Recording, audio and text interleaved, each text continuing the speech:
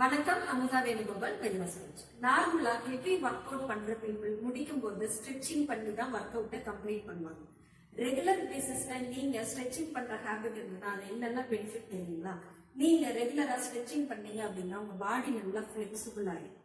அப்போ உங்க உடம்புல எதிர்ப்பு சக்தி அதிகமா கிடைக்கும். அது மட்டும் இல்லைங்க, பாடி பெயின் ரெகுலரா இருக்கு அப்படிங்கிற பீப்புள் ஸ்ட்ரெச்சிங் பண்ணீங்கன்னா ரொம்ப ரொம்ப நல்லது. உங்க பிளட் சர்க்குலேஷனுக்கு ஸ்ட்ரெச்சிங் பண்றது ரொம்பவே சப்போர்ட்டிவா இருக்கும்.